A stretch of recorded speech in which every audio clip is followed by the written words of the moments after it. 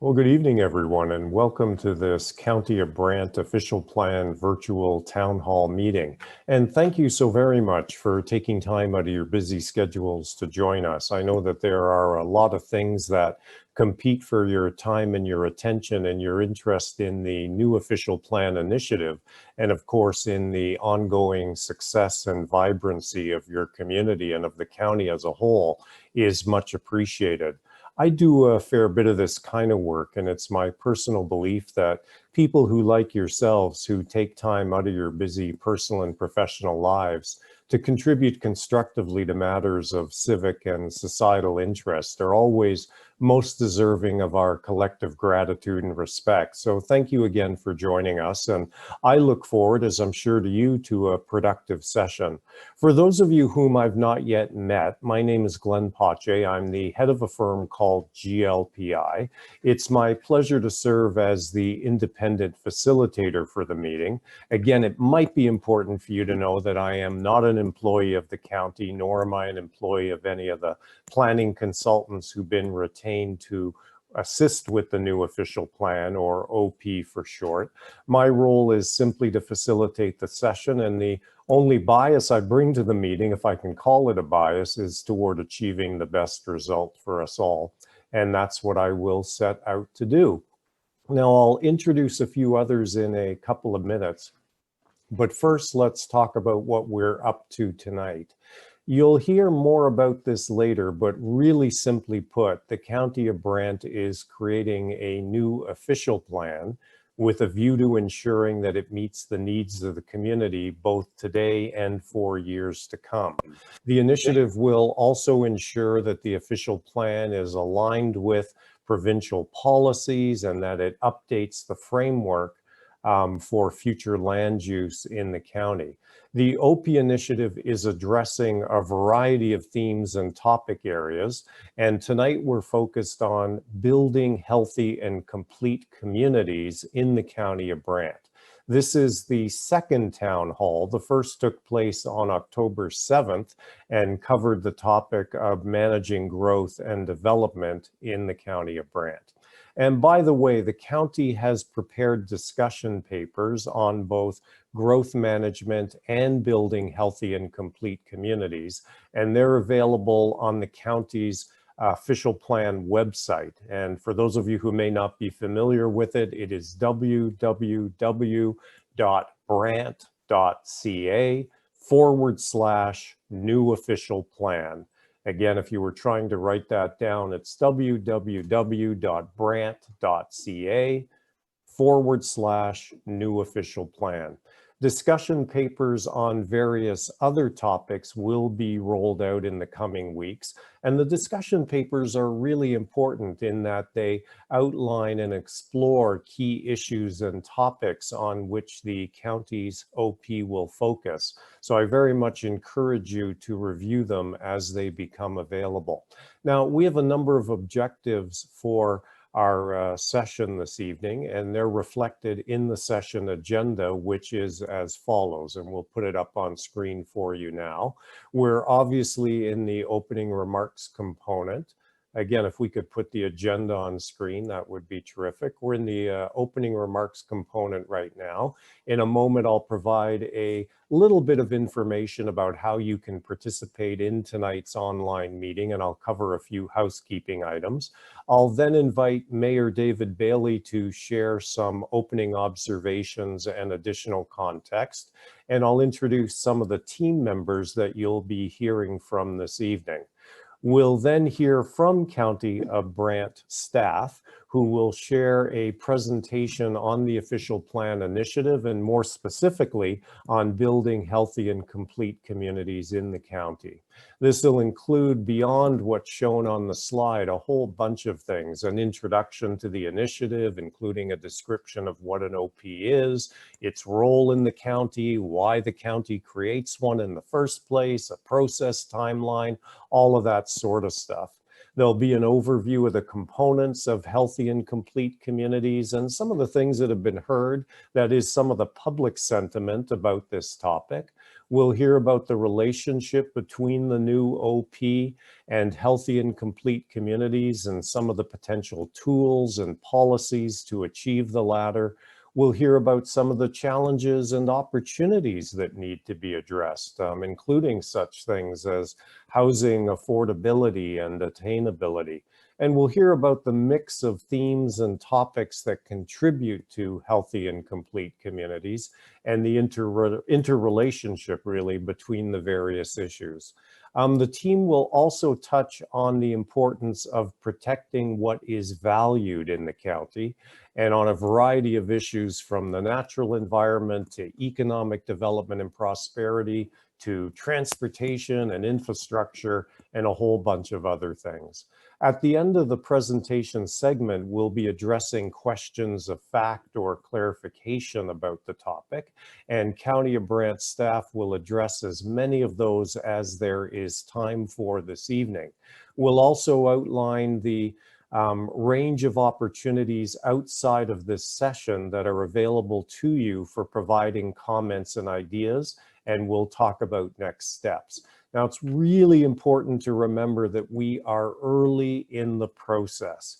The county is looking to stimulate an informed discussion about a number of issues, and it wants to hear a number of community perspectives.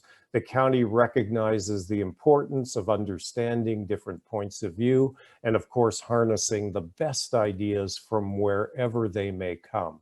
At this point in the process, given that it is early days, there are no options or policies that are being presented. These will be part of future stages of the OP initiative. And I'll note that some people sent questions in advance of the meeting. Our speakers will try to address many of those during the presentation or toward the latter part of the session. And please do note, though, that the team is not addressing any individual property or site-specific items this evening. So simply put, again, tonight is about making you aware of the OP initiative purpose, including the process for undertaking it. It'll be about providing information around or about building healthy and complete communities topic. Again, that's a key theme being addressed in the OP initiative. It's about helping us to all better understand some of the challenges, the issues, the opportunities associated with these topics. It's about providing an opportunity to participate by asking questions and by identifying and hopefully following up on other avenues for sharing views. So before we go on, just a few more words from me about the nature of this Zoom session, and we'll put a slide up now. Thank you. First of all, the session is being recorded, and that's being done for a couple of reasons. First of all, so that the content can be made available to those who may not have been able to join us this evening. And secondly, it's being recorded so that we have a record of the proceedings, so that that will be something that the team can refer to. For those of you who are not used to or who have not used Zoom, I will very briefly describe the functionality of this webinar. As an attendee in it, you cannot be seen or heard. Again, I want to repeat that. You cannot be seen or heard by us or anyone else that is participating. We will occasionally use real-time polling to ask questions, and throughout this webinar, please send us your questions using the live Q&A icon on the panel at the bottom of your device. That is the way that you will be able to engage with us during this virtual town hall. Again, during this Zoom session, Questions can only be submitted by using the Q&A function, and the image on screen will help you find that function depending on the type of device that you're using. Our moderators will be queuing the questions to be put to our responder panel during the question and answer part of the webinar.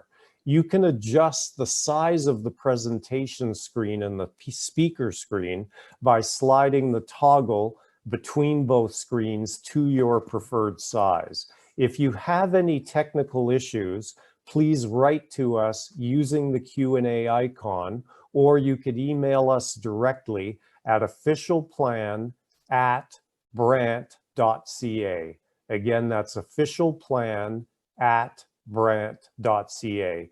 And one of our technical moderators will try to assist you. In fact, you can send emails, comments about the OP at any time after this meeting, again, to officialplan@brant.ca. Now, for those of you who may have chosen to dial into the meeting, in other words, you are using a simple phone and not a computer or web-enabled device, you'll be able to listen to the presentation and to the audio portion, but you will not be able to share any questions. And the same is the case for anyone joining as an observer through the live stream on Facebook.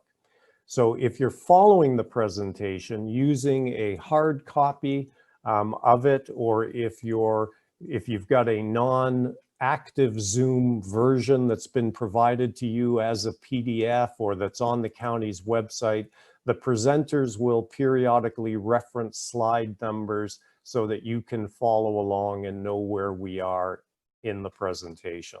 So again, if you have questions about anything that you're hearing in the presentation, or perhaps that's not in the presentation, but that's related to our thematic topic area, please forward them through the Zoom Q&A function. And this is really important. I can't emphasize this enough.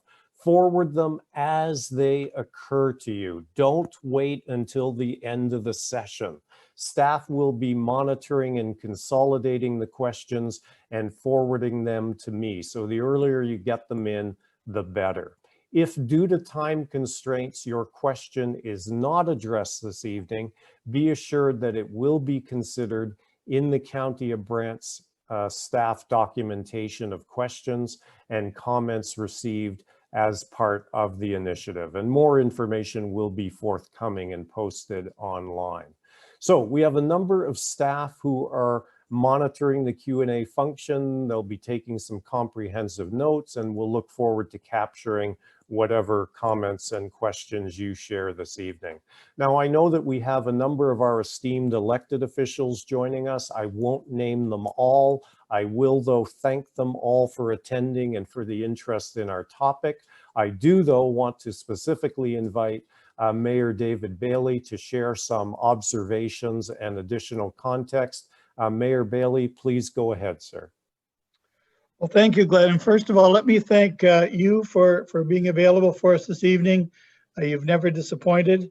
I'm glad you were able to be with us tonight. I'd also like to thank the staff for putting this together. It's very important to be part of this process. Sometimes we forget, or sometimes people don't even know that we are a very young county. We've only been in existence for 20 years, and we inherited a town, some villages, a couple of hamlets, and a whole lot of side roads. And we put it together and created a county of Brant. So we are diverse before we begin. And then we have to also respect why people move to their part of the county. There are people that like living in towns and villages and side roads, some that like paved roads, some that like gravel roads. So you're dealing with a whole lot of people that have lived here or that have moved here for a whole lot of different reasons. So your mission to get this all together and become a healthy and complete community is very cumbersome. But I think the fact that we are all part of a plan to move the county forward is very unique and very special. And I think we should be very grateful that we are living in a time where we can develop a healthy and complete community and call it the County of Brant. So again, thanks to the staff for putting this together. Thanks to Glenn for being available. Thank you for all tuning in. I don't know how many of you are here. I'm sure there's a few counselors here, but I'm here to listen, to observe, and to make sure that the staff don't leave early. So thank you, and we'll see how the session goes. Thank you. Thank you very much, Mayor Bailey, both for the introductory remarks and also for the kind words. Much appreciated. So now let's take a moment to introduce the staff team that you'll be hearing from this evening, either as presenters of information or as potential responders to your questions that will be upcoming. I'll invite them to just quickly say hello, just 5-10 seconds or so that you can put a face to the name. And there'll also be a few other individuals that I'm not introducing now that we will hear from or likely hear from a little bit later in the session. But let me start with Pam Dusling, who is the General Manager of Development Services. Pam? Thanks, Glenn. I wanted to say thank you to you for moderating the session, and a special thanks to all of our staff, Jessica, Brandon, Michelle, and especially Jen for all their hard work on the OP. And I'd just like to encourage everyone to ask questions and participate through this process. The official plan is the most important thing that Development Services is working on right now, because it identifies how the community will grow, and that's all good and the most important information. So welcome, and please participate. Great, thank you, Pam. And let's go next to Matt Vaughn, who is the Director of Development Planning. Matt? Yes. Hi, everybody, and thank you very much for your participation tonight. I'm very much looking forward to working with all of you. Thanks. Thank you, Matt. And we have Jennifer Boyer, who is the Manager of Policy Planning. Jennifer. Hi, good evening, everyone. I will be in the background today working on the questions and answers. I'll be the question maven. So you probably saw me about 2 weeks ago during growth management. So I'll be having my colleagues present today. So please give us your questions, and a big shout out to everyone on Facebook Live, and thanks for joining us. Enjoy the session. Thanks, Jennifer. And we also have Michelle Schafel, who is an environmental planner. Hi, everyone. Good evening. I'm looking forward to working on environmental policies related to our natural areas, water resources, and climate change. Thank you. And we have Brandon Courtleave, who is a planner with the county. Hi there, everyone. Looking forward to tonight's session, and looking forward to sharing some more information with you guys and getting everyone engaged in this process. And last but not least, we have Jessica Kitchen, who is also a planner. Hi, everyone. Good evening, and thanks for joining us. I'm looking forward to taking you through tonight's presentation. Great, thank you. So given that time is of the essence, let's begin with some core context setting information and an introduction to the initiative. We'll then get into greater depth about the new OP and some of the material related to building healthy and complete communities in the County of Brant. And our presenters are going to be Jessica Kitchen, whom you just heard from. She'll kick things off, and then she'll be joined by her colleague, Michelle Schafel, who will take us through some of the information as well. Again, both are County of Brant staff.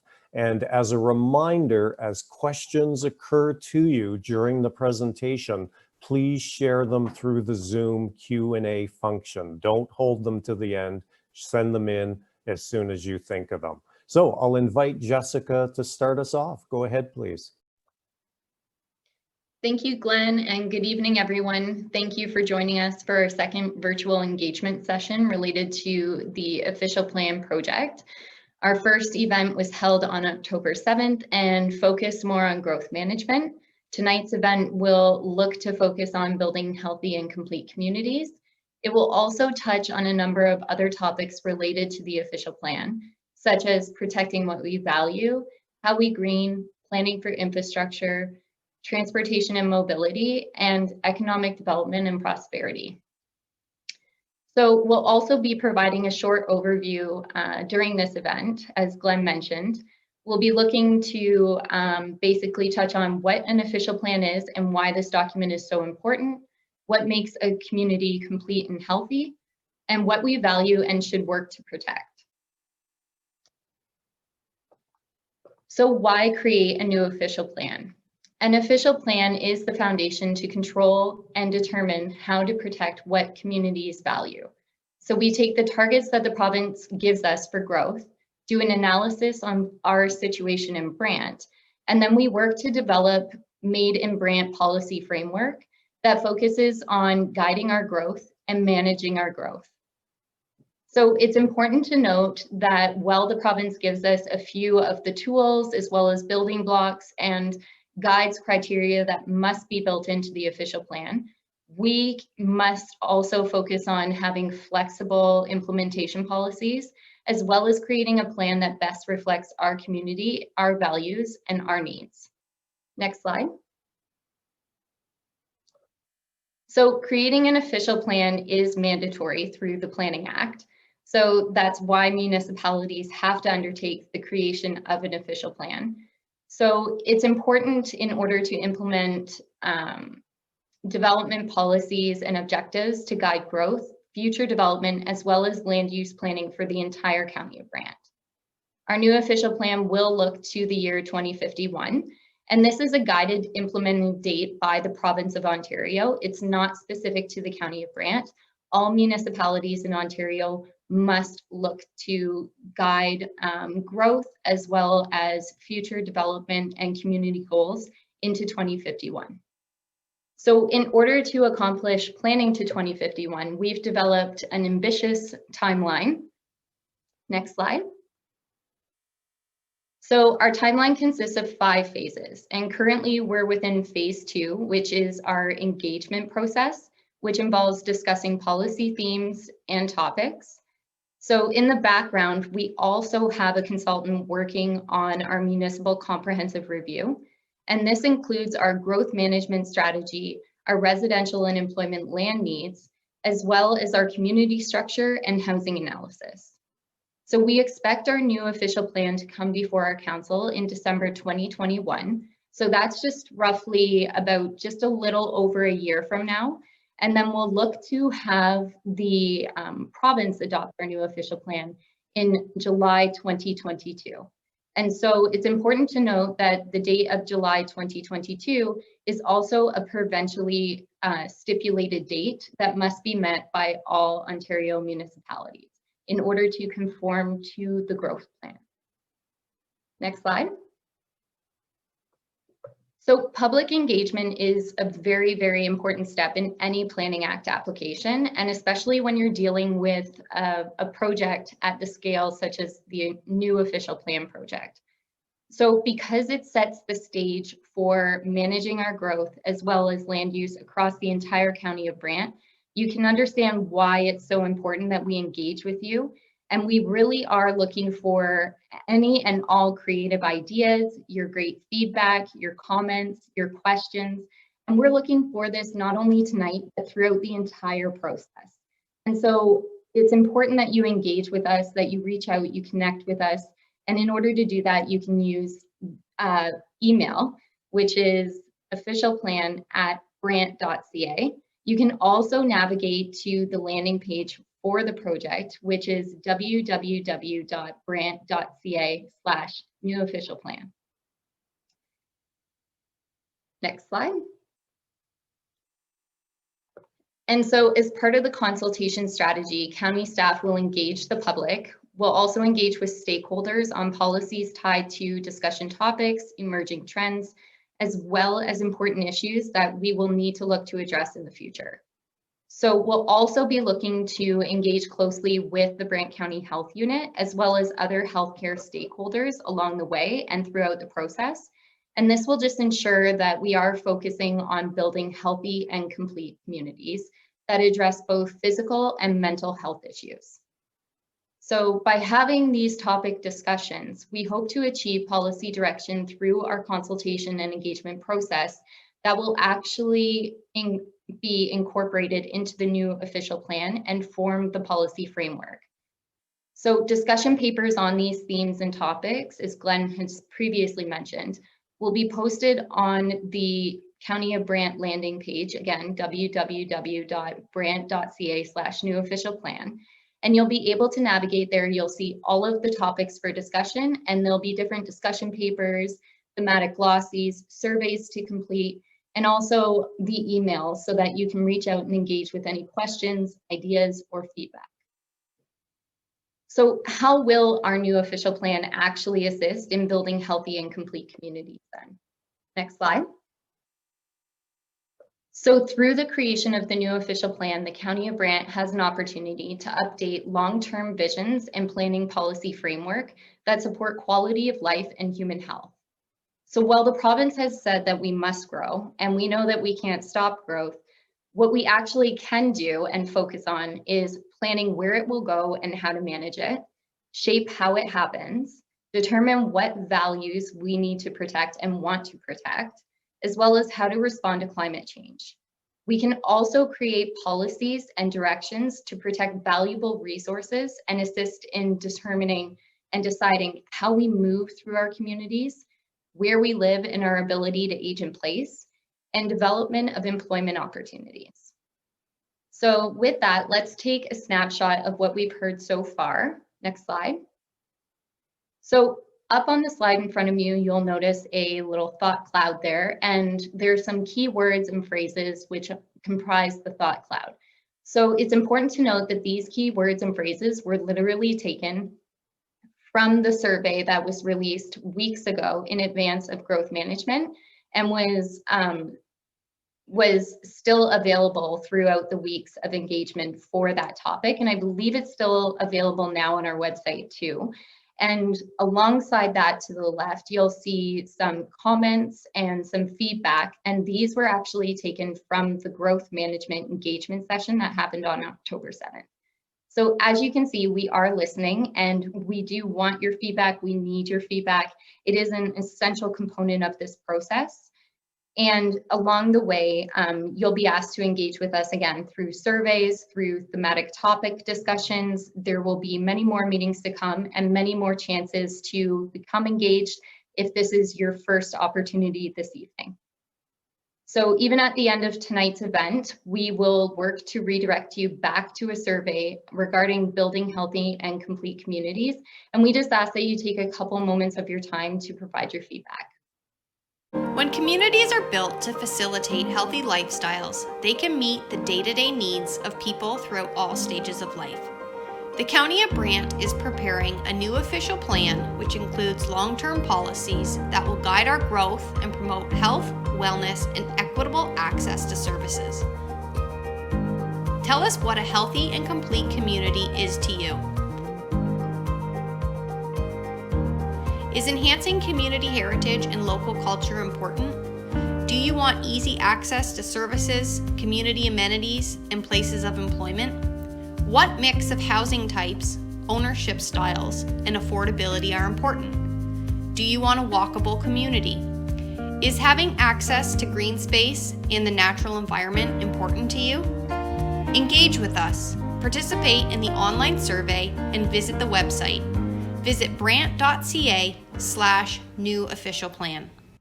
So let's just move forward, and we're going to actually be asking for some participation from our Zoom participants this evening.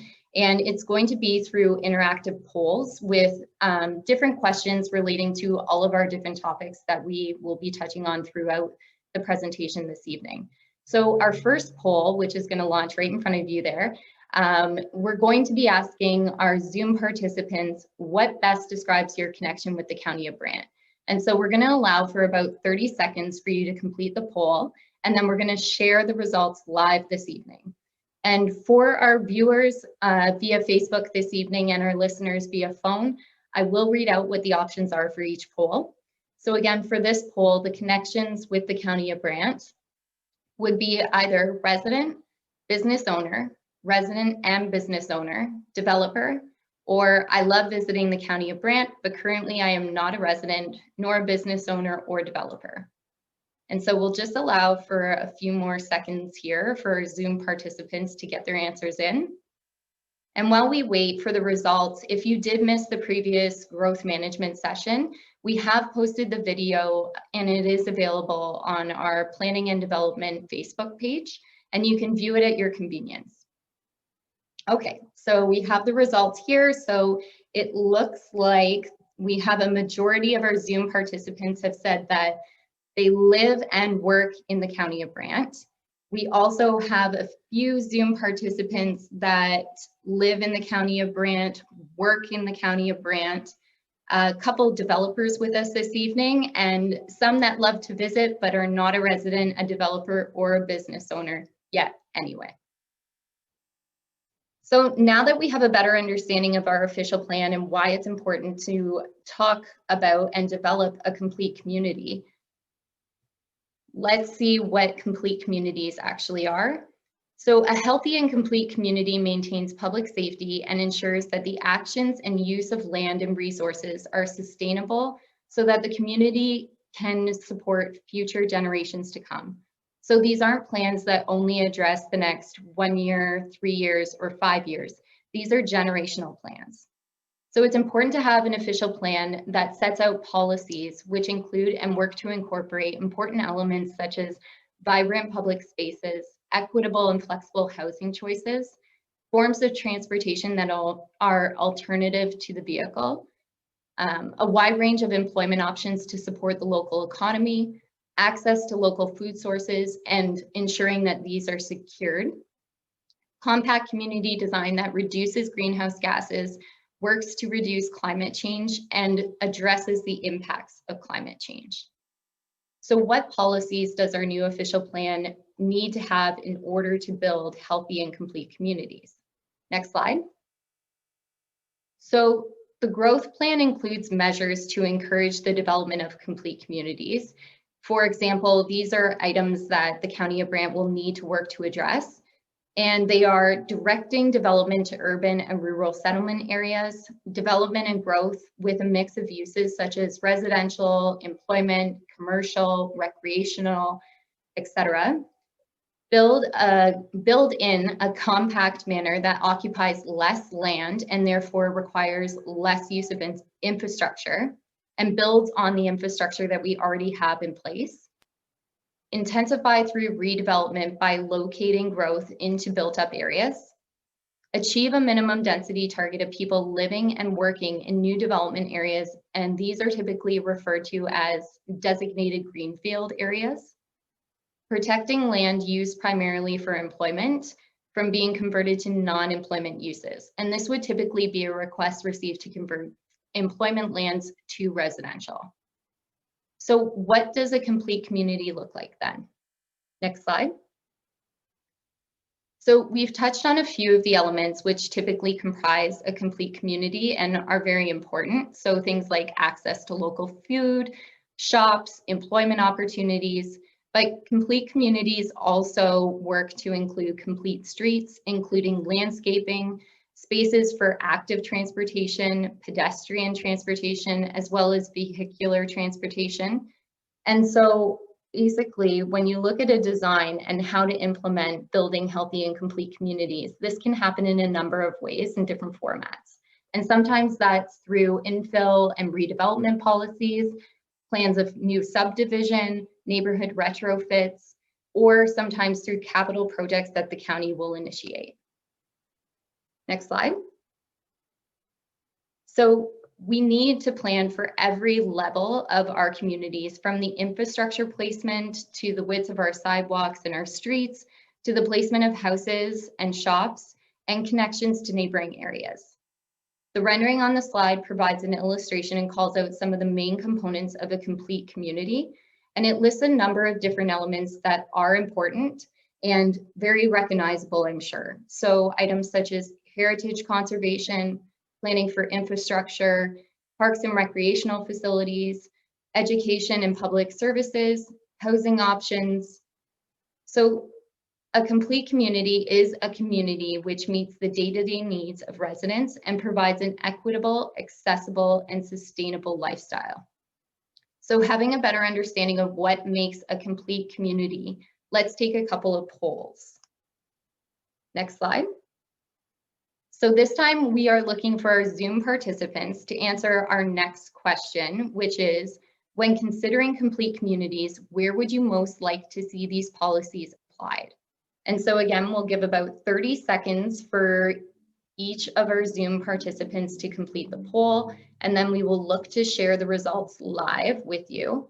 And again, for those listening or viewing through Facebook, I'll read out some of the options here. So in downtown areas, in order to promote heritage feel, great restaurants and patios, boutique shopping and more housing options in proximity. We should focus on new subdivision developments in our service areas to make sure there are plenty of amenities within walking distance. Study integration into existing neighborhoods that may benefit from upgrades and retrofitting. Some of our smaller towns and communities that may benefit from the investments. In proximity to our highways and major roads to create fulsome corridors with many available amenities. Or I think the policy should be applied and scaled to include capital projects initiated by the County of Brant. And so we'll just allow for a few more seconds here for our Zoom participants to complete the poll.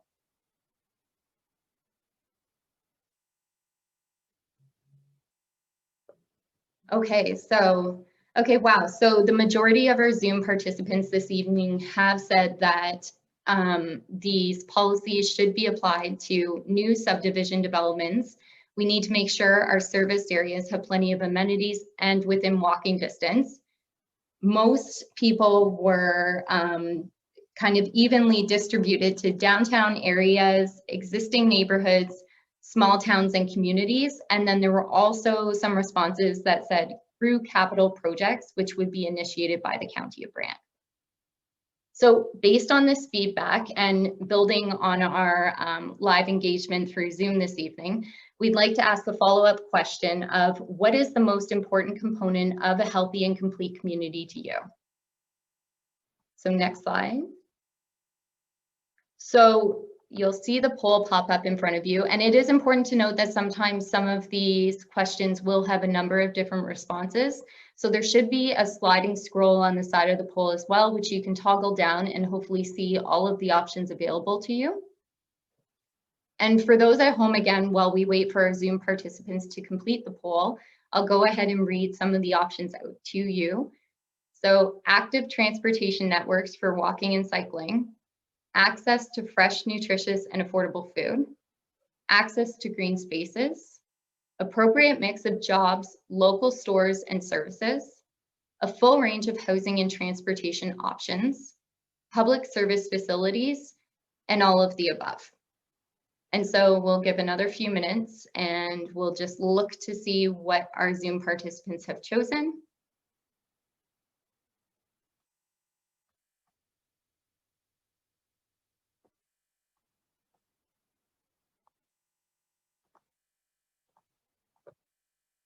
Okay, so it's looking like this one has an overwhelming majority choosing access to green space, hiking and biking trails, outdoor swimming and lounging facilities, and lots of trees. Count me in. Some have said that access to local food, I want to prioritize local products and I want them to be convenient. Local stores and services were also a big one, as well as housing options and transportation solutions. There was also some who had mentioned that active transportation networks were important. They like to walk and bike, and local jobs. So if I could walk to work, I would absolutely love that. So that's perfect. And it's great and interesting feedback for where we're going next, which is to take into consideration what our challenges will be in the future for the County of Brant specifically. And so these challenges will mainly relate to things such as managing and financing population growth, improving transportation networks such as congestion, mobility, encouraging active transportation, so like we just touched on, walking, cycling, providing a range of employment options for residents. So this really relates to encouraging the live-work aspect of a healthy community, and it lessens the commuting of individuals outside of the community to work, as well as building infrastructure and providing amenities, providing affordable housing and a range of housing options. We'll actually touch on this very shortly, and accommodating an aging population and allowing for aging in place, providing healthy, complete, and equitably designed neighborhoods and communities. So these challenges are really why we need policies within our official plan that support the development of healthy and complete communities as we continue to grow into the future. Next slide. So one of the biggest challenges which we as a community will need to address is with respects to housing. These challenges will specifically relate to aging populations in small towns which have limited options to be able to age in place, limited rental options available, and typically when we see these limitations, when there is availability, it can also be very expensive. Hidden homelessness and poverty. So due to the county's geographical size and the fact that we are rural and spatially separated with respects to some communities or even some housing formats, sometimes homelessness can be very hidden and easily remain unseen. Camouflaging of affordable housing in trailer parks and former motels. So this also needs to be addressed, as when this happens, there is a lack of services and support in these areas that really do work to develop a complete and healthy community. Seasonal farm workers, which assist in servicing our agricultural areas, will need different formats of housing as well. So we typically see need to be located either in close proximity to the farm, so down the road, or ideally even on the farm of which they work. So in order to rise to this challenge, a range of housing types and forms of ownership will need to be provided and more options for housing. As market value for housing continues to climb and the cost of rent continues to increase, creating opportunities for both affordable and attainable housing becomes extremely important when looking to build complete and healthy communities. Next slide. So even though these terms are often used interchangeably, affordable and attainable housing are very different. Affordable housing is targeted to low average income earners, for example, those who are in minimum wage, or perhaps those who may be receiving government assistance, either senior demographic or individuals facing a disability. The concept of affordable housing includes adjusting the cost of housing, rental, and ownership in relation to income earned. Whereas attainable housing is a wider spread equity of housing options and ownership styles to provide more opportunities for households who have been priced out of the market or are struggling with higher rents. So access and safe housing has impacts on individuals' physical and mental health and well-being. And this then affects the overall health and well-being of the community. So when a community is complete, it includes supports for all residents in all stages of life. What can we do then at the County of Brant to ensure that we address and make sure that we have affordable and attainable housing options in our future? Next slide. So in order to achieve our goals and future housing needs, a greater proportion of existing and future population will need to be accommodated through higher density households and other purpose-built rental housing options. So to facilitate the shift towards more compact urban development, the county may need to consider the use of other planning tools or financial tools, as well as innovative and flexible policies that address implementation of the county's long-term visions. The county recently implemented policy changes to allow and encourage for additional residential units or ARUs. We are hoping this will assist over the next coming years in creating some new rental stock as well as some new low density housing stock.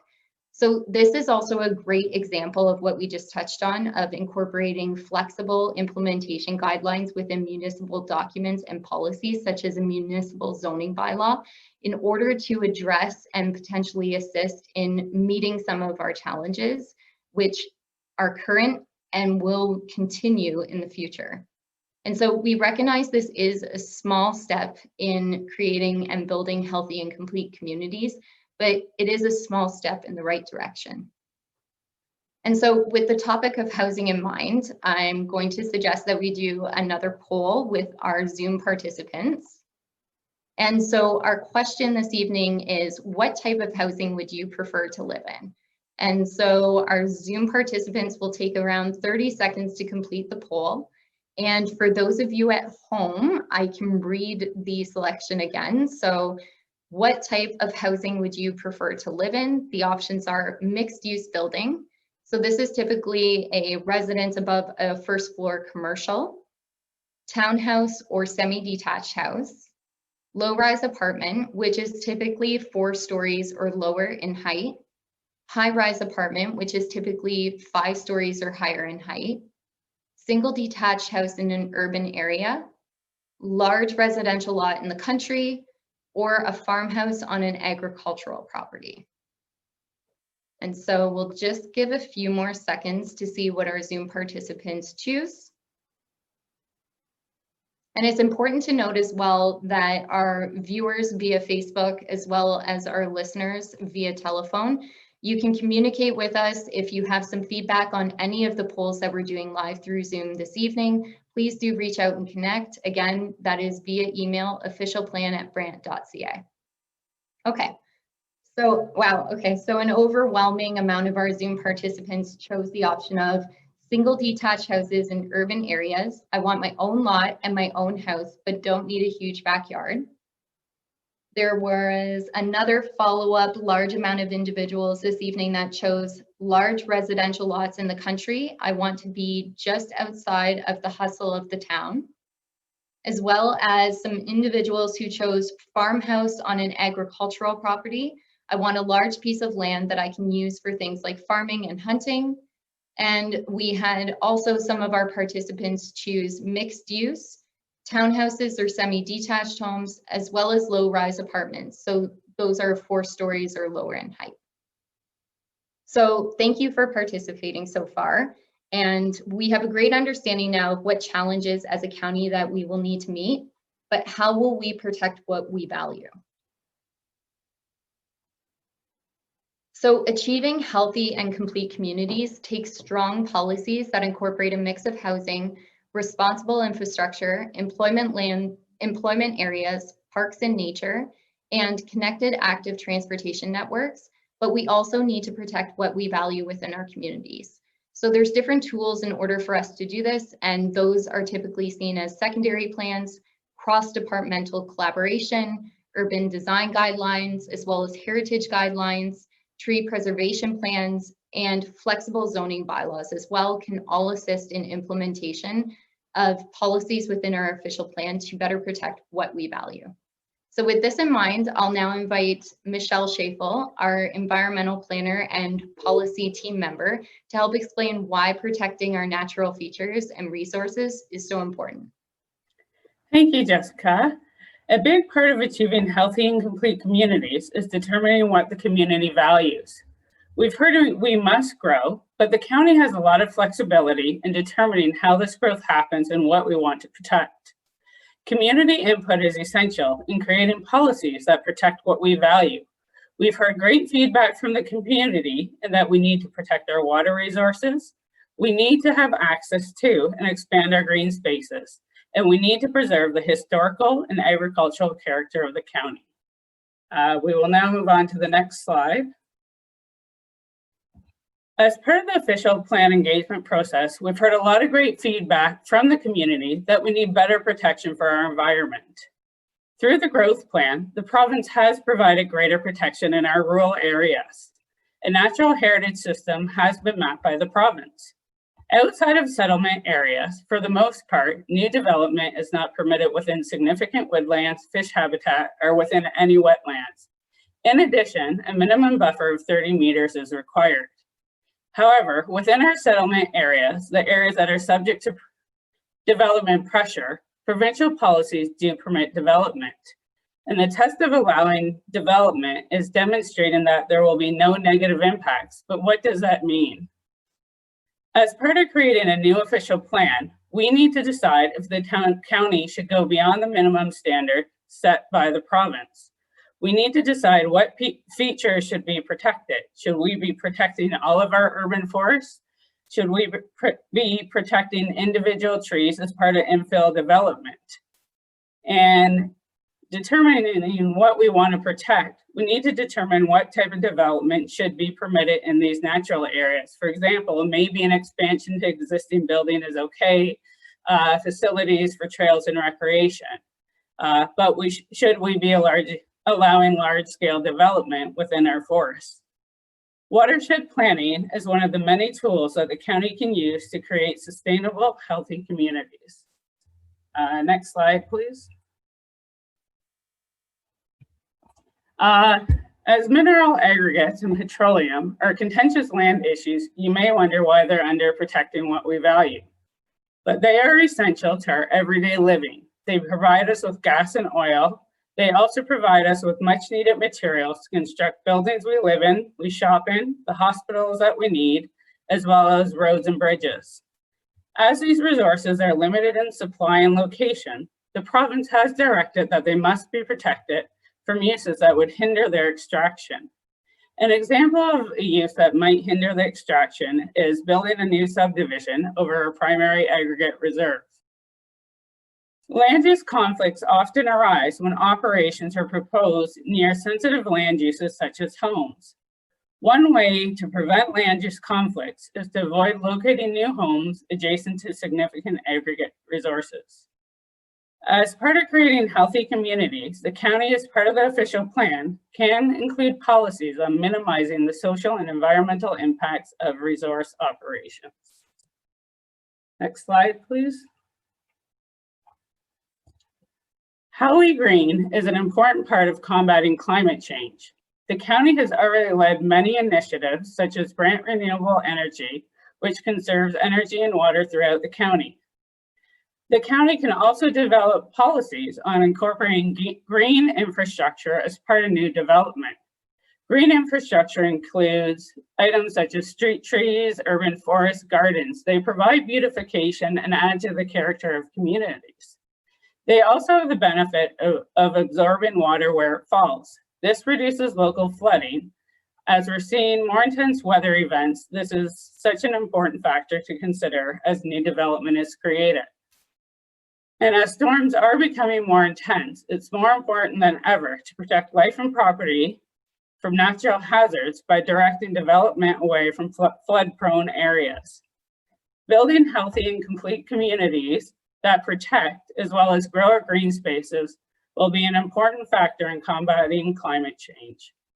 Thank you, and I will now return the presentation back to Jessica. Thanks, Michelle. So in addition to our natural features and resources, protecting and supporting our agricultural system is essential for sustaining a healthy and complete community. By creating strong policy framework and directing growth back to established settlement areas and building in compact formats and in centers, we can limit the consumption of agricultural lands and preserve our agricultural system. This is very important as the agricultural system consists of both the agricultural land base, which is dedicated to local food production, so typically growing of crops, and the agri-food network, which provides access to local food sources, and small-scale processing and diversified agricultural uses, which are essential in ensuring viability of our communities and our economy. While our agricultural system is one of the key features of the county's history and identity, we are also very rich in cultural heritage resources. Next slide. Our cultural heritage resources provide a sense of place and identity. They also promote well-designed built form and support a vibrant tourism industry. These also play an important role in understanding the history of the County of Brant and our surroundings. Our cultural and heritage resources continue to provide environmental, economic, and social benefits to people both near and far.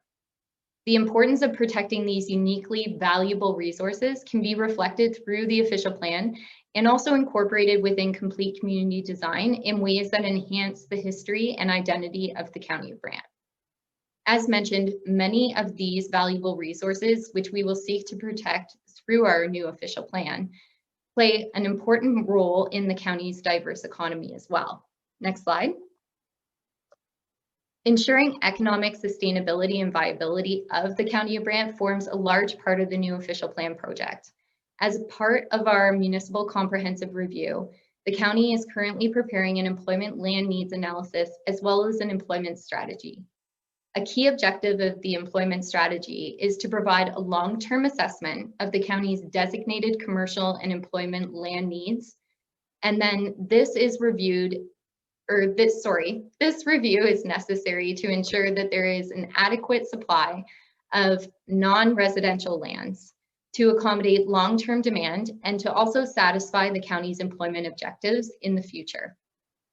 This is an important component of ensuring a healthy and complete community where it is possible to live, play, but work as well. Next slide. Encouraging sustainable and active transportation options is not only good for the environment, but also promotes the health and the fitness of residents and contributes to a healthy and complete community. Transportation and mobility will continue to be an evolving topic as we progress throughout this project. While the county does not have full public transportation, our new official plan will require us to ensure that urban areas are growing in a manner that supports the accommodation of public transportation and other methods of sustainable transportation in our future. This will also include how we plan and maintain infrastructure. Next slide. As the County of Brant grows, it's important to consider how the impacts of growth will be managed, who will pay for growth, and servicing, as well as maintain service levels of infrastructure. We must ensure that appropriate municipal infrastructure is available and adequate to facilitate the growth that is contemplated in both the County of Brant's official plan, as well as its growth management strategy. So even though planning for infrastructure, transportation, and mobility needs forms part of building a healthy and complete community, it's also about ensuring that these assets are effective, reliable, appropriately funded, adequate, safe, and provide consideration to complete street design as well. And this all forms part of the Transportation Master Plan project as well. So while considering infrastructure and transportation, it would be interesting to know whether the majority of, or plurality of our Zoom participants this evening are able to use active forms of transportation in order to get to and from work on a daily basis. So with that, I will ask that we launch our last poll of the evening here. And for those of you, again, viewing through Facebook and listening via phone this evening, this is a very short survey. It's a yes or no answer question. And again, we're just looking to get a sense of the amount of Zoom participants this evening that have the capability of being able to use active transportation. So walking, cycling, in order to get to and from work on a daily basis. And so we'll just give a few more seconds here. And again, if you have any questions whatsoever about anything that we have touched on this evening, please do connect back with us. And that can be done again via email through officialplan@brant.ca. And you can also seek out some further information as well on our landing page, which is located at www.brant.ca/newofficialplan. Alrighty, so the plurality of our participants via Zoom this evening said yes, but only on occasion. There were also some participants who said no, the connections aren't available and things are too far apart. Yes, for most of my trips. And then we had a few members of our Zoom community this evening who said, no, I don't feel safe, or no, this doesn't interest me. So that's very interesting feedback. And we thank you again for participating in all of our live polls this evening. Next slide. In order to start, we need a strong planning principle to guide us. So by asking questions and discussing our county's future, determining key planning principles which will guide us, making good planning decisions, creating policies to live, work, and play, and managing the outcomes of our growth, we have an opportunity and we can create an official plan which protects what we value, preserves our resources, and promotes healthy and complete communities. So with that, I will now look to hand it back over to our facilitator, Glenn, and he can take us through the question and answer portion of this night's event. Well, first of all, thank you very much to our speakers for the very informative presentation. And thank you to all of you for joining us and participating tonight, both for your interest in the topic and for the questions that have already been provided. And there have been a number of them that have been submitted. And thank you for your thoughtfulness in putting those together.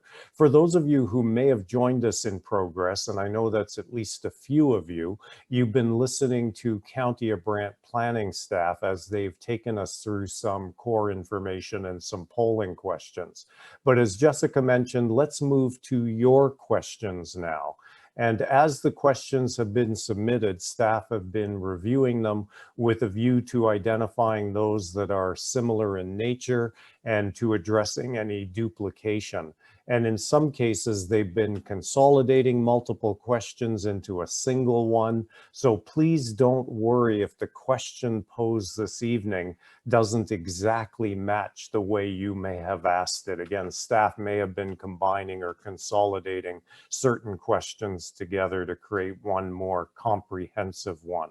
And again, there may not be time to address all of the questions this evening, but county staff will absolutely be reviewing them and they will be documented as input to the initiative. Just before we launch into it, I also wanted to mention that there are 3 other county staff that we may hear from as we start to address the questions, and I didn't introduce them earlier, so I'll do so now. One is Russell Press. He is the Director of Economic Development and Tourism. And we have Allison Newton as well, who's the General Manager of Strategic Initiatives. And we have Kathy Ballantyne, who is the Director of Parks and Recreation. And again, they may join us in answering some of the questions as we work through them. But let's get to your questions and let's hear some of the staff responses. So first up, we're going to talk a little bit about heritage and heritage preservation. And Brandon, a heads up, I think I'll be directing this one to you. Some folks are wondering, specific to heritage preservation, can you please explain what heritage districts are and the pros and cons of them and of that approach to heritage preservation? And as well, perhaps you can identify other approaches to protecting heritage buildings within a community that might not fit under that model. Brandon, please. Thank you very much. I always appreciate a good heritage question. So generally speaking, one of the kind of leading documents that we have in our toolbox is the Ontario Heritage Act. Unfortunately, it's one of those things that almost kind of pits development against heritage preservation unintentionally. But we do have plenty of tools that specific toolbox, so to speak, gives us, and heritage conservation districts are one of those. So you can designate kind of areas of land that you see that have cultural or heritage significance, and then put some rules in place that are a bit more controlling over what can and can't go there, what the facades look like, that kind of thing. I think a lot of the misconceptions around heritage preservation come from a couple things, but one of them is just education. There's different kind of levels of heritage preservation and heritage conservation under the Heritage Act, and a lot of them don't take away the rights of a property owner like people think they do. And when you do apply them to certain properties, a lot of times your property value will go up because of that dedication for heritage preservation and that note on your property that says, hey, this is culturally significant, this is a good property, it's important to this area. So there are lots of tools available to us. There are pros and cons, like I say, with that. One of the cons too can be seen as a con. There's extra red tape, unfortunately, with some of that stuff, but that's where kind of important policy bases come into play, and having a good, strong understanding of what our goals are for heritage preservation, especially in our official plan, and then moving beyond that with our heritage committee to let us know what areas they want to see kind of concentrated on for preservation, or what types of structures or what types of events. We have lots of heritage and history here in the county of Brant. So I can definitely say that this official plan will look to that as one of our key key kind of values that we're going to look to protect. So we look for any feedback from folks about what they'd like to learn, or what they think they know or do and don't know about heritage preservation. And we'll definitely have to do some great education about that in the coming future. Great, thanks, Brandon. As many of you know, some of the best official plans take into account what's happening in other areas within, in this case, the County of Brant. And we've got a question, Jennifer, that perhaps I'll put to you, which asks, do you have plans to integrate ideas and collaborate with the Brant County Health Unit? Yeah, thanks, Glenn. I can answer that question. And yes, indeed, we are working with the Brant County Health Unit as part of our official plan consultation. In fact, we have Kristen Bullard. I'll give a shout out to our friend Kristen, who's on the line tonight watching. We are working with Kristen, who's actually a planner at the health unit, to develop official plan policies for healthy communities. Kristen also developed part of our discussion paper that's online. You can read that on our website. It's got the healthy portion in terms of health and age-friendly, access to food, environmental concerns, socio and economic. So that's a big part of our official plan, and it's part of the growth plan policies. So yes, working hand in hand with the Brant County Health Unit. Thank you. Thank you, Jennifer. And again, another question about integration. And Jennifer, if you could mute, please. Thank you. Another question about integration, and perhaps I'll put this one to Brandon. This one is about integrating green spaces and active transportation networks so that cyclists and pedestrians don't have to compete with cars. And we saw in the poll question earlier that quite a number of people are currently getting around through active transportation means and are interested in doing so. So can you tell us again how we might integrate green spaces and active transportation networks so that people can better get around? That's a great question. So part of this official plan process, obviously, we'll be looking at protecting our green spaces and encouraging kind of more recreational uses through active transportation. I know that there is, through our Parks Department as well, Kathy Ballantyne and her staff are working hard on making sure that our parks and facilities are well connected with trails, and that kind of active transportation methods. We are looking to a complete streets framework to work towards that as well with our transportation master plan. A lot of moving parts essentially after this OP to put these kinds of things together. But it will definitely be something that we'll consider. Obviously, connections from place to place. The county is spread out, and it's not easy to kind of get place to place without your car per se. But the province does encourage us to work towards kind of the car-free idea. And that's one of, well, it may not be realistic to go that far for us. It's obviously something that we have to take in consideration to keep our communities active and healthy. So it definitely will be something we're taking into place with this official plan, and you'll see more of that kind of unfurl afterwards with a lot more of the master planning that's going to go on after this. Thanks, Brandon. Jennifer, I'm going to come back to you with this next question. A lot of people are often interested in knowing about examples from other places that reflect the complete and healthy community concept. Are there some models that you're aware of that you might want to share with people this evening? Thanks, Glenn. That's actually an excellent question that came in. While we don't necessarily point to specific examples of complete communities, it's good to give an indication of what works and what doesn't work and places you can actually visit. First of all, we of course look to different areas in Europe, first of all, for design considerations, especially density and intensification and how they're developed compactly using less resources. Good examples come from especially the Netherlands, where they don't have a lot of land. But in Ontario, we actually look for two different types. First of all is retrofits in the urban area. So you can see that where they've done retrofits in terms of the complete streets framework to take sort of derelict areas and revitalize them. And usually that comes in the form of redoing the transportation network to include active transportation, cycling and walking paths, connections in between so you don't have to use your car. It's also access to amenities, so retrofitting of buildings and ensuring that there's also residences as well, so you don't have to walk as far. We look to sort of greenfield developments as well. So there's a lot of pre-planned communities is what they are. A lot of them are in sort of like the suburban areas in Toronto, where they're trying to do that sort of concept with mixed use, higher density, close to schools and parks and trails. So you can always ride your bike as well.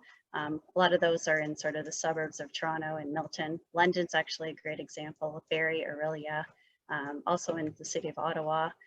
Downtown Toronto as well. There's quite a few examples that have worked.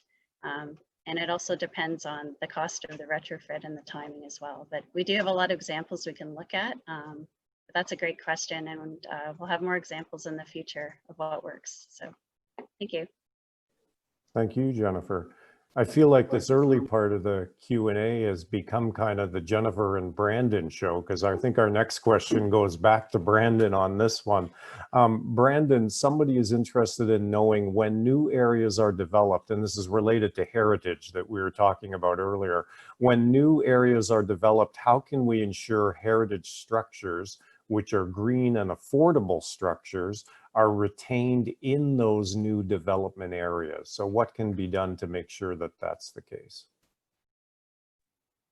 That's a great question. So we see that here and there in different other municipalities. I've seen that where a new development will come along, there'll be an older structure. Sometimes they'll retrofit it to be their sales office for a little while, and then it'll be converted to some, whether it be another residential use or kind of a mixed use. And I think that is a great way of integrating kind of older structures into a newer framework as it kind of molds around it. It's a tricky process. One of the tools available to us is heritage designations under the Heritage Act. So if that property is seen to have heritage significance, we can do a designation on it with the owner and work together with them to try and get that through. And then that would kind of prevent that demolition as being that kind of key thing where that would just come down and then the land's that clean slate. It's a challenge, obviously, to have to work kind of around structures and work around things that are existing, but I think it's a great kind of challenge to take on as a community and say, like, hey, this chunk of the land has a good piece of our identity on it. Let's kind of fold the rest of the development around it and make it integrated in, give it a new use, and try and kind of reliven that older structure back into kind of the newer progress as we move into our future. So great question. Thank you. So back to Jennifer for this one. And I think we all know that great communities allow for meeting the needs of multiple generations so that people can age in place. And we've got someone asking, Jennifer, how do we ensure complete communities are in fact age friendly and can accommodate seniors?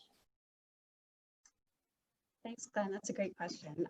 So there's a few different things for this seniors and our age-friendly communities. So that's part of the Complete Communities framework. First of all, we have to ensure that there's housing available.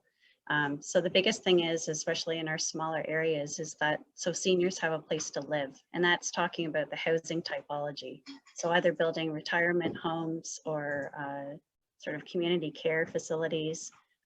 Different types of units where, you know, an elderly parent can live, like an additional residential unit attached or adjacent to your home. The other thing is to ensure that there's local amenities. So seniors have proper care facilities, also in terms of, you know, shopping, groceries, and also in terms of the ability and mobility. It's very difficult for seniors to walk down the sidewalk, especially in the winter. So these are all part of the factors that we have to consider because our population is getting much older, especially in terms of our rural areas. So it's part of our framework that we're looking at, and also in terms of our stakeholder consultation. Part of it is also, unfortunately, during COVID, it's a bit difficult to visit our community centers and seniors places. But in terms of the, say, the Grand River Council on Aging and other stakeholders are part of our official plan stakeholder consultation. So, all right, thank you. Thank you. So Michelle, we're going to get you into the conversation here, if we might. The question begins with a bit of a comment, actually. As a longtime resident of the county of Brant, one of the reasons why I love where I live is the amount of trails and outdoor areas to enjoy in our unique location. I worry with all of the development and growth that these areas will be long gone by the time my children have grown. What measures or consideration is being given to protect and preserve the county's natural areas and features such as rivers, creeks, forests, wildlife, and so forth? And as Michelle, I think it was Michelle, no, it might have been Jessica said earlier, we know that that's something that the people in the county of Brant value. So how can it be preserved and what can be done within the official plan? Michelle? Thank you, Glenn. Great question. The County of Brant has many great recreational areas, and I find they're very important for both our mental health and our quality of life. Particularly over the last few months, I've found myself getting out paddleboarding, doing more hikes, and I find that our recreational areas are more busy than ever, and it's important to protect those facilities as well as to grow the system. Brant currently protects a lot of natural areas through lands that we own. The Brant Nature Park in Mount Pleasant. We have the Lions Park in Burford along Whiteman's Creek, as well as Lions Park in Paris along the Nith River, which provides boarding facilities as well as hiking trails and playgrounds for the children to play at. So I think we've got a great system that we need to build on.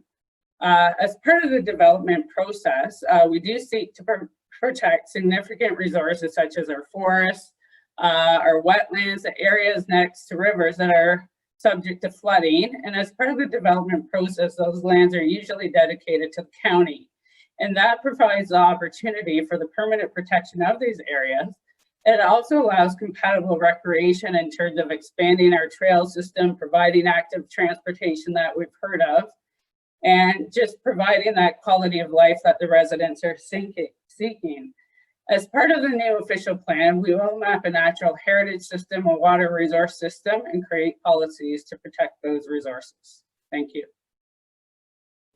Thank you. Jessica, let's get you back in here. And I mean, I know in the presentation you touched on this, but maybe you can go a little bit deeper on the question. Somebody is wondering, what is a healthy and complete community really? What does it really mean? What does it look like? And I guess they're also wondering, what is the connection to the provincial growth plan? So Jessica, jump in, please. Sure, thanks, Glenn. So basically, a complete community is part of the policy framework within the province's growth plan. All growth must be in the form of healthy and complete communities. So building in a compact manner, again, forcing growth back to our settlement areas, our areas that are already developed, already have infrastructure in place. Creating those community nodes, that's important. So prevention of sprawl and making sure that as we do grow, we're growing in a responsible manner. And so really what that focuses on, getting back to what a complete community actually is it focuses on communities that can really meet the day-to-day needs of its residents. So whether that's with respect to transportation needs, accessibility needs, access to local food, like we touched on, local shops. I mean, Michelle touched on it just now, being able to seek some form of physical activity or even wellness through our natural areas, recreational facilities as well. These are all components of what actually a healthy and complete community actually is. And I know that Jen and Brandon also just touched on many of the different elements too. There's heritage components that go into there as well. Different development types, so different formats of development, different housing options. So we know that we need housing to suit our seniors. We also know that we do need more affordable and attainable housing like we touched on. And so these can all come in different shapes, styles, and formats. And it's our responsibility to make sure that we are integrating all of these factors into our already existing community in order to ensure that they are well-rounded and they are actually healthy and complete communities. So I hope that answers the question. Jessica, actually, let me continue with you because there's a related question, and we'll see if you have more to add on this. The question is, why is the topic of building a healthy and complete community important? And why should we be so concerned with this topic through the OP project? Because there's a lot of ways you can come at complete and healthy communities, but why is it so integral to the official plan? And of course, in particular, to the official plan, the new official plan for the County of Brant? Right. So just building on what we've already discussed this evening. So it really is an essential component because it relates back to sustainability. So it relates back to ensuring that we have a balance. And that's really what I would relate it to, is a balance of what is existing, what we want to keep, what we want to work to protect, the elements that make our communities sustainable, such as agriculture, our economic, diverse economy here in the county. These are the things that we need to work to protect and that we need to work to grow into our future.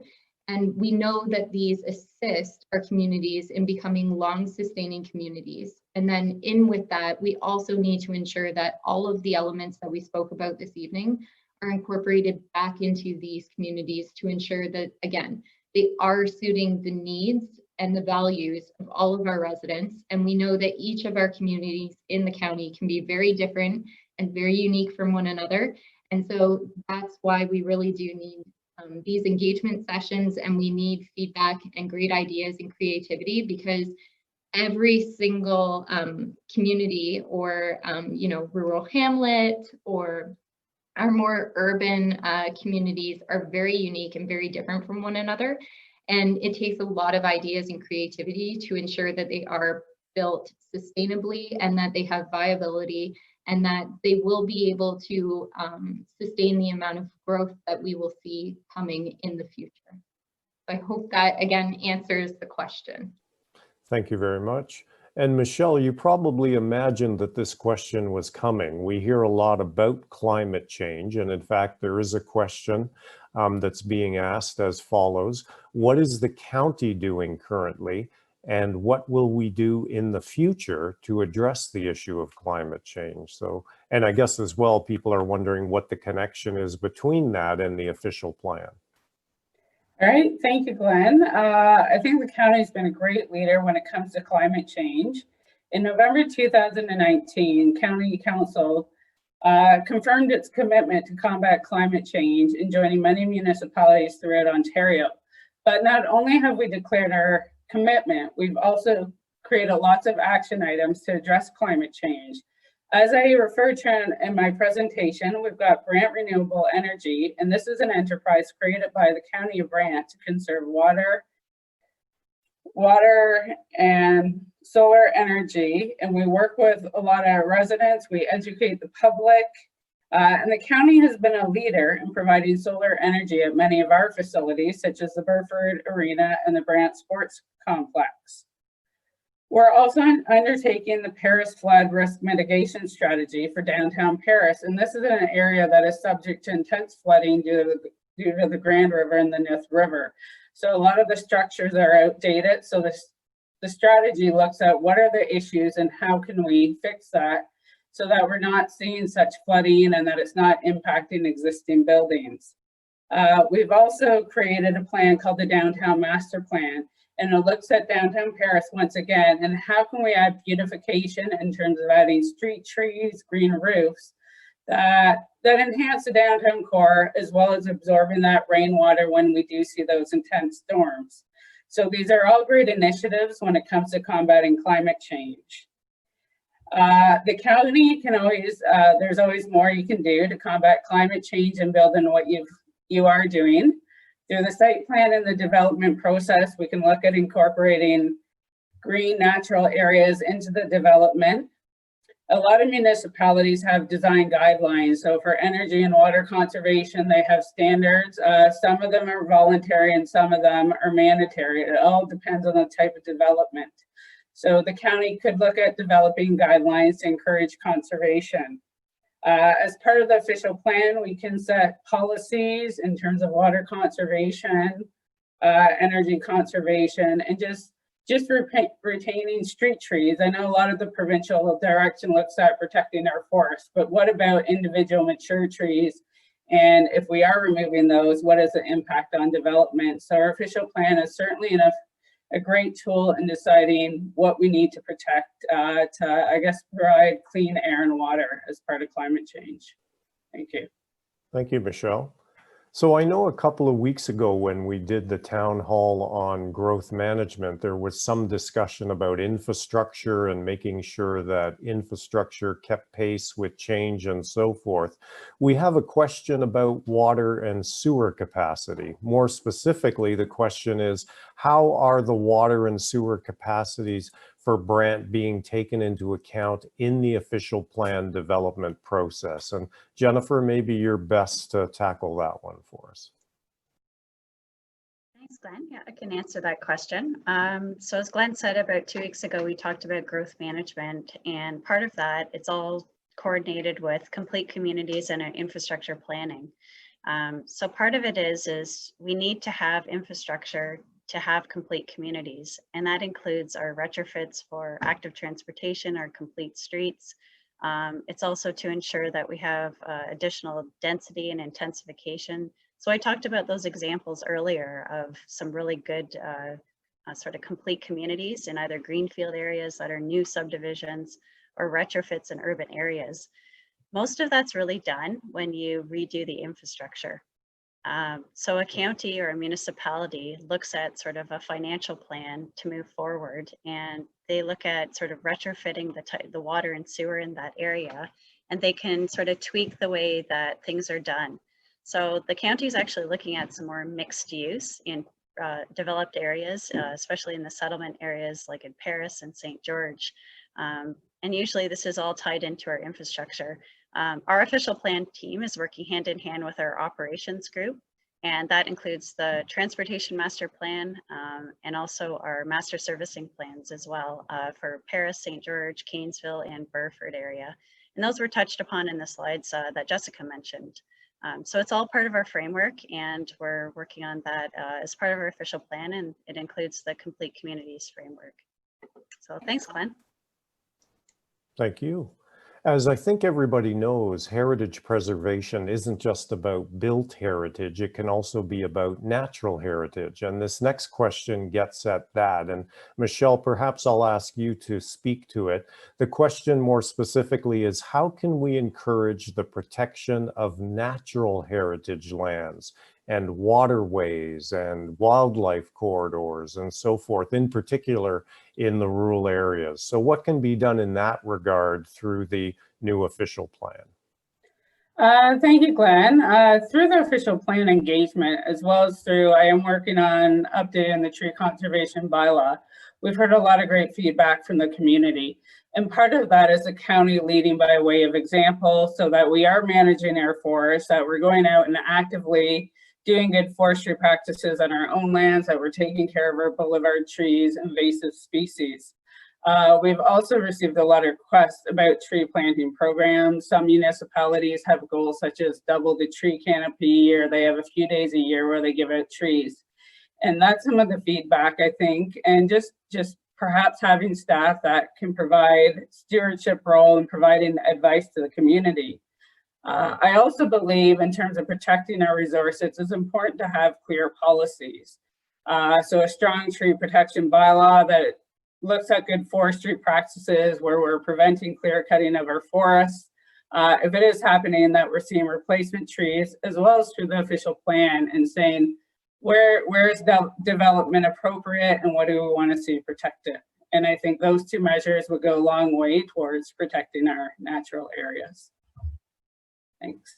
Thanks, Michelle. So let's hear from a few new voices now. I mentioned earlier that we had Kathy Ballantyne join us, who is the Director of Parks and Recreation. And Kathy, somebody's asking, how does the county ensure that there are parks, amenities, and recreation facilities and so forth in the new subdivisions? Because that should be part of a complete and healthy community. Kathy, please go ahead. Thanks, Glenn. That's a great question. As part of the Planning Act, 5% of all new subdivisions are required to either give us land or provide us cash in lieu of land. And at the present time, in all the new subdivisions that are large enough, we are taking land. In fact, in the last 5 years, we have gained about 200 acres of land to develop either natural spaces for trails or to build new parks. We work really collaboratively in the county to ensure that all departments are involved with pre-consultations with our developers. And through that process, we look at schools and where they should be placed, where parks should go, what the street network may look like, and all the engineering considerations underground as well. And a good example of this is we're looking at St. George right now, and it's maybe 5 years or 10 years down the road, but we are fully planning on what a community school would look like over there, and so that we have some community recreation as well as trails, as well as new parks for that community. Thank you very much. Thank you, Kathy. I think we also all recognize that an essential part of a healthy and complete community is its economic vibrancy and prosperity, and trying to limit the amount of commuting that takes place and so forth. And this next question, which I'll put to Russell Press, again, he's the Director of Economic Development and Tourism with the county, is as follows. Russell, somebody's asking, how can we try and create jobs in the county so people do not have to commute so far, and to make our community more complete? So to reduce some of that travel time, some of the stress and so forth. Russell, go ahead, please. Thank you, Glenn, and thanks for the question. It's a great question, and it's one we are looking at now. Currently, our lived work ratio is about 27 to 73%, and we're trying to bring that a little bit closer to 40 to 60 over the next number of years, so that more people are able to work in the county, that live in the county. And I think the questions, it could be a pretty big question. It could touch on a lot of areas. So if I concentrate on the OP, on the official plan, and what type of things might assist with that. And take a look at each of the sectors. On our agriculture side, that sector is a vitally important sector in the county of Brant for a number of reasons. I think a couple of things that have already been done, and some things that are obviously, as we've talked about earlier in the presentation, going to happen with the OP. Our kudos to our development services team for doing some on-farm diversification bylaw adjustments that allowed some further revenue generation and some further agricultural associated processes and avenues for revenue to be created. I think that's one way to do it, is to be able to have our farms continue to operate as farms as much as possible, and keep people able to work on their farms. On the manufacturing sector, of course, the employment lands need survey is vitally important in making sure that our industries are positioned where they should be, and where it serves best for the entire community. And that also means making sure that perhaps we look at lands and holding lands for future development. We're in a position now, in a somewhat enviable position in some ways, where we could do a great job in planning where incoming industry can go in terms of services, and if those types of manufacturers aren't coming quite yet, then perhaps we could hold on to those lands and look at other areas where the ones that are coming now might be able to be going. So that's all part of the employment lands needs piece, and that's happening right now. So I think that's a big piece that's going to help with this. As well, I think in our creative and cultural industries sector, protecting our downtowns. Again, that was discussed, and I think it was one of the surveys, and I saw how important it was to people that are watching tonight in protecting your downtowns. And I think that's an important piece as well, where our small businesses are concentrated, not just in the downtowns, but in the outside of the downtowns as well. But protecting those core commercial areas, I think, is important. I think we do a good job. If you take a look at downtowns in the county of Brant, they're all vibrant. They're all working. They're all doing well, and even through the pandemic, the hard work of the community and the small business owners, can't say enough about it. So I think protecting those and keeping those thriving and keeping those an opportunity to grow, creating jobs. I believe just in the tourism sector alone, there's between full-time, part-time, and seasonal employment, there's about 3,000 jobs. So you know, if we can continue to help with the small businesses, that should help as well. And the official plan in protecting the downtowns goes a big way in that regard as well. And then finally on professional services, keeping the good quality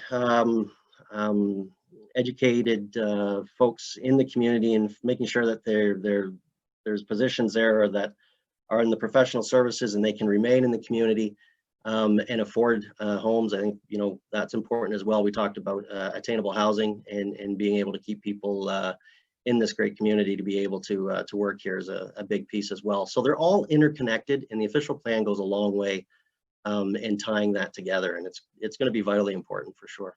It's a good question. Oh, thanks very much, Russell, for the very comprehensive response. So Brandon, I'm going to come back to you because there's another question about heritage, and I'm actually not sure how to interpret the first part of this question, so maybe you can help me out.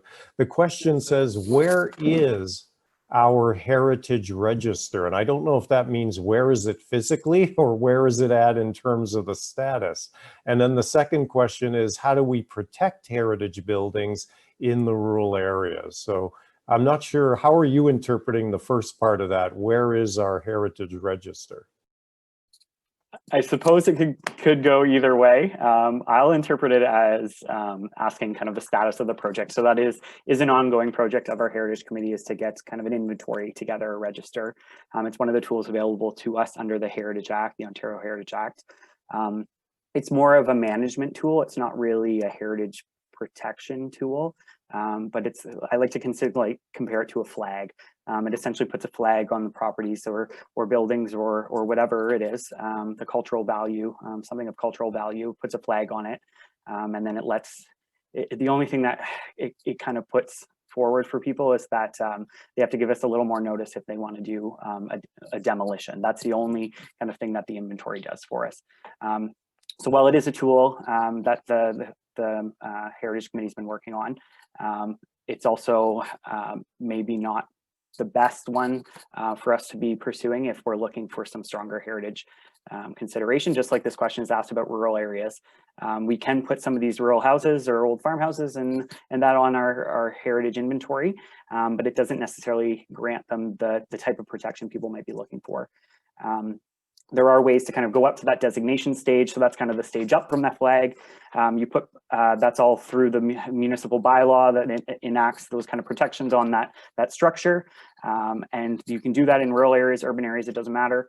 But then you just need to have kind of that background information in place for education, like I said, maybe granting incentives, working together with strategic initiatives, working with our economic development folks, community improvement plans, things like that. There's lots of other tools that kind of play into those protection aspects.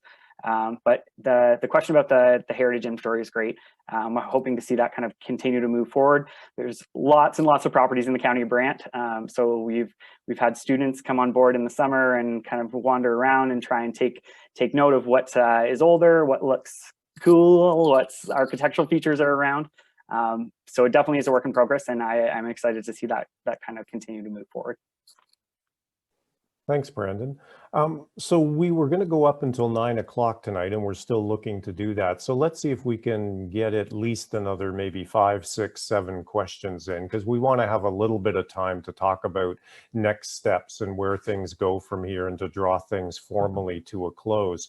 Jessica, I'm going to ask you to come back into the conversation. We have a question that is agriculture related, and I'll read it in its entirety. How is farmland being protected as a place on the outskirts of the Greenbelt and subsequently a place to grow? How will farmland be protected and affordable for future generations of farmers and the current generation of younger farmers? Jessica, please. Great. So I can definitely answer that question, Glenn. Thank you. So basically, the growth plan is stipulating that we drive growth back to settlement areas. So areas that are already built up, they have the infrastructure in place to support the growth. And this really does contribute to helping with fragmentation of our agricultural systems, which again are very important. And we touched on this during tonight's presentation. The agricultural system really comprises the agricultural land base. So the lands that are available in the county to be able to grow and cultivate crops, and the agri-food network, which is really the production, the processing, and also how our food basically gets from the farm to our communities and then outside of our communities as well. And so it's extremely important to look at tools to maintain unfragmented farmland. And we can absolutely do this through the new official plan. We will be looking at creating some policies and some direction that really do work to ensure that our agricultural system here in the county of Brant is not fragmented. And when it does start to become a little bit of a fragmented parcel, or when people start to cut away with regards to residential development or any sort of conversion of those lands, it really becomes difficult for our farming community to be able to actually practice the activities that they need to practice. So whether that's in regards to cultivation of cultivation of lands for crop development, or whether that's for the raising of livestock. These are all things that take up typically a lot of space. And when other uses that are more sensitive in nature start to creep in around these, they can really start to have some significant impacts on the ability for these types of uses, such as the agricultural uses, to be able to function as they need to and as they should be able to within our agricultural areas. So it really is the growth plan that we would go back to in order to create those policies and drive growth back to the more developed and already built up areas in order to really preserve our agricultural land base. Thank you, Jessica. A lot of people think about trails as being recreational in nature. You know, it's nice to kind of just go out and have a hike and so forth. But as many of us know, and Kathy, I'm going to put this question to you, they can also be used to help us get to destinations that we need to get to. So someone is asking Kathy and saying, first of all, the county has a great network of trails. How can we get these better integrated into residential areas so that we can help people to get to things like shopping and schools and other villages and to amenities that they need and so forth? Kathy, go ahead, please. Thanks, Glenn. I'll touch on a few aspects related to this. Firstly, we do have a trail master plan that we are working with. It's also closely related to our transportation master plan, and when we look at all of these planning aspects together, we try to integrate them so that it makes sense in the right areas. We have about 31 recommendations in our trail master plan, and many of them touch upon the village of Burford as an example. There's not a lot of access into the village. So there are initiatives in that plan to address those specific things. We also are developing our cycling network. As part of that plan, we have 6 distinctive routes within the county that are safe routes that people can travel to get to different destinations between different areas or villages within the county. When it comes to new development, we look at connections and how we can make those connections between one subdivision to the next, or through the use of a multi-use trail. A couple good examples we have on that is the Rest Acres Road corridor. We're putting 3-meter multi-use trails on both sides of that road so that people can safely get to the commercial developments, institutional spaces like schools, to recreational facilities. And then in St. George, we're looking at a real north-south corridor that'll move between the 2 new large subdivisions that are contemplated for that area. And we've got other programs such as our Safe Streets programs for walking, and networks within our community such as sidewalks are looked at closely when these are developed to make sure those pedestrian accesses can be included into the planning process. Thank you. Thanks, Kathy. So Jennifer, I'm going to come back to you. This question is about traffic flow and so forth. It's a little bit ambiguous. It says, how can the county improve traffic flow through the downtown core? I'm not sure which core that is, but how can it improve it through the downtown core as part of a complete community? Yeah, I can answer this question, and I know which core that is, and that's the core of Paris where we're sitting right now as staff. So this has been quite a concern for the community in terms of the traffic flow throughout the official plan consultation. So part of this topic for complete communities, really what we're trying to do is to ensure that people get out of their cars. And it's to encourage active transportation, complete streets, live, work, balance, trying to live and work where you are in your community. And then the tie-in, actually, it's a great question that Kathy answered before. She did a great job just outlining all the different initiatives that the county has and the connection points. So that's what the county's trying to do, is trying to integrate everything together. So we're working with our operations department, as well as Kathy mentioned, on the transportation master plan. That's actually going to have cross sections about complete streets and active transportation. We're on the planning side with the policies implementing the growth plan, and then we're working hand in hand with people like Russ and Allison in economic development, and also Kathy and Parks and Recreation to tie everything in together. So that should give us a complete communities framework, which we hope to in the initiative to reduce the traffic flow. So it's an initiative. It's over 30 years to 2051. But it's really about to reduce the traffic, get people out, being more active.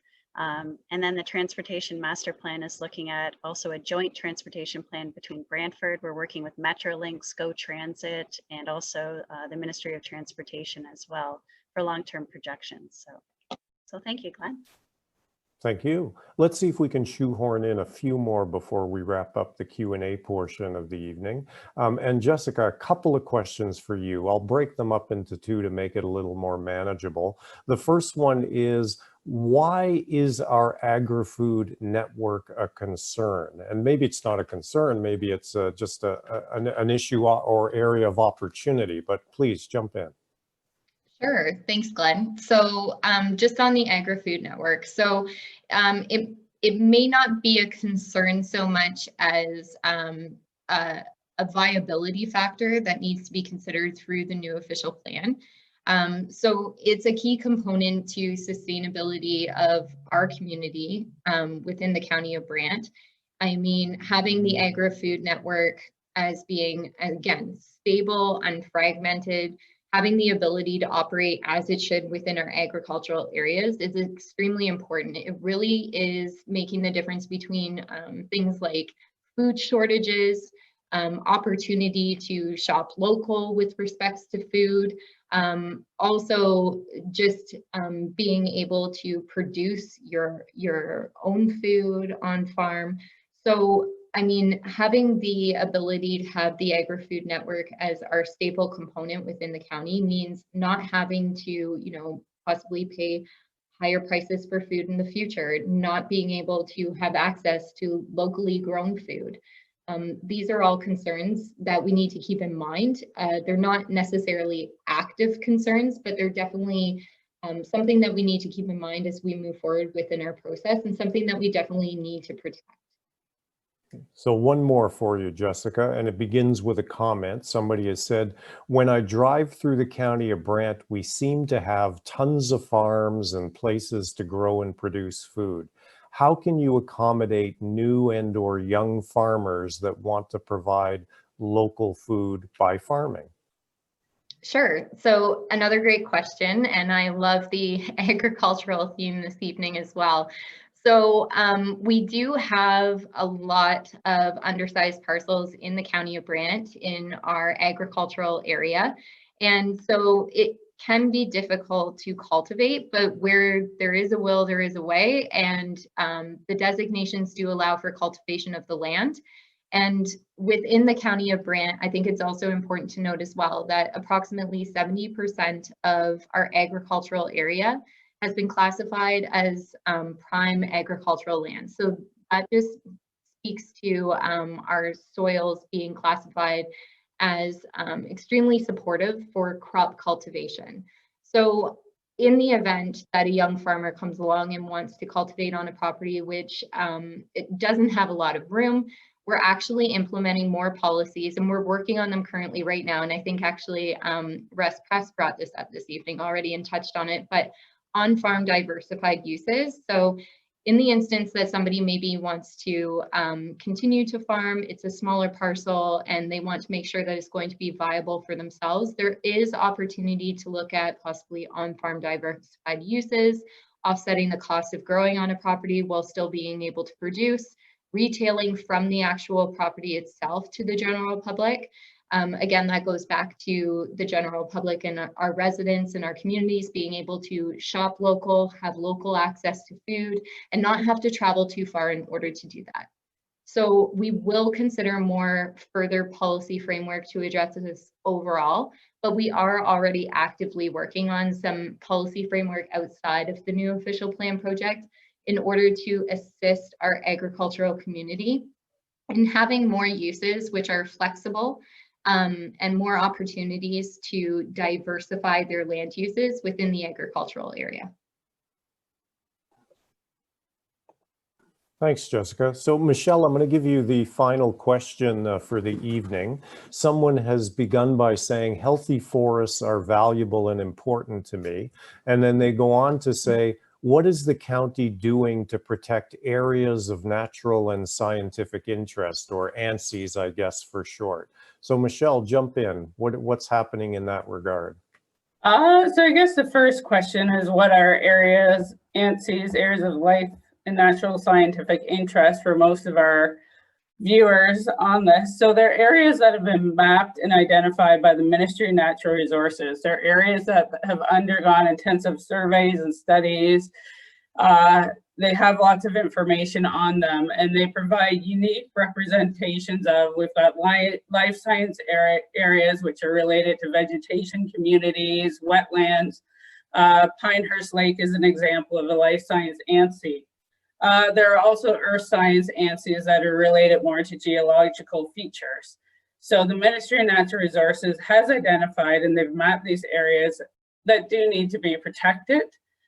They are covered off in the provincial policy statement as well, and they are mapped in our official plan. Now, our current official plan doesn't contain a lot of policies specific to ANSIs. They've mapped them, and environmental impact study is required, but it doesn't really get into details on what you should do if development is proposed. So as part of the new official plan, we could look at providing permanent protection, only allowing development that's compatible.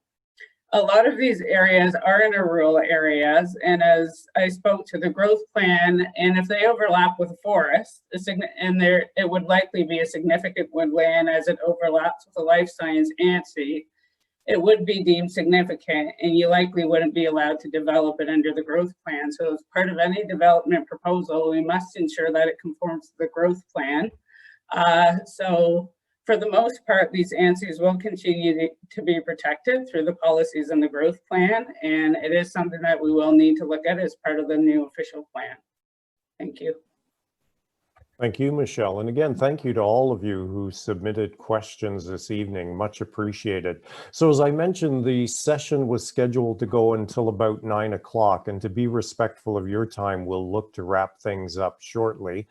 Just before I invite Brandon Courtleave to quickly recap some of the next steps, I wanted to again thank everyone for participating and attending this evening. Again, a special thank you to those of you who shared questions and comments.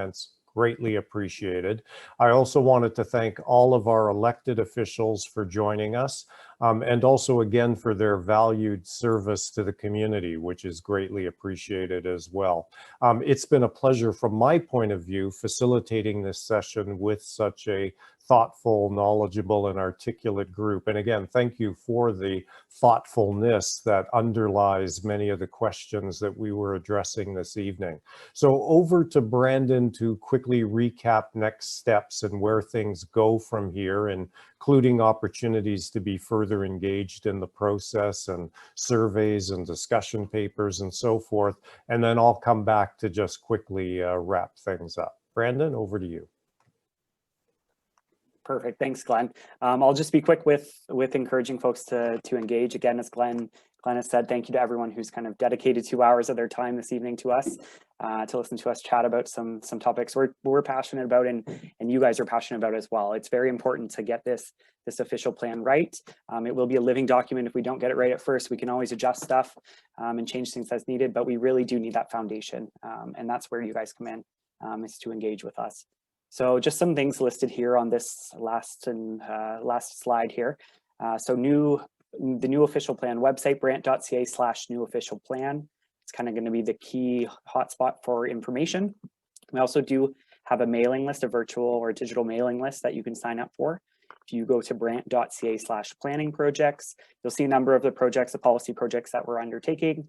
And the new official plan is one of the checkboxes you can check there to sign up and get our emails. There's over 150, I think, folks already on that list, so feel free to jump on there and add yourself. And as mentioned throughout this evening, there's going to be a number of discussion papers, online surveys, videos, stuff released about each of these topics. We're trying to break it down for people into kind of bite-sized chunks, and we're going to keep releasing that information. And the best way, I guess, besides the new official plan website to stay in touch with us that way is to join that mailing list. We send those surveys out, or links to those surveys, links to those papers. Those will come directly to you. And again, a shout out to everyone watching on our Facebook page at Brant Planning. We're streaming this live. This video will be there afterwards, and we'll get it to our communications folks to post on our YouTube as well. So again, feel free to reach out to us at any point in time. There's a few of us here in the office, but we're always available by email too, officialplan@brant.ca, and we look forward to hearing from you. So thanks again for joining us. So just before I formally adjourn the session, a couple of things quickly. For those of you with web-enabled devices, at the conclusion of this online meeting or webinar, so when you leave, in essence, you should be taken to a Healthy and Complete Communities related survey, which we strongly encourage you to complete. So if you have the time, if you have the inclination, please take the opportunity to provide your perspective and your ideas and your input on a number of important topics. So thank you again to the various personnel who made this session possible. Thank you to all of the County of Brant staff for their hard work in preparing for this and for their good work as they go forward in preparing the new official plan. And thank you again to all of you for your participation. Enjoy the rest of the evening. Good night.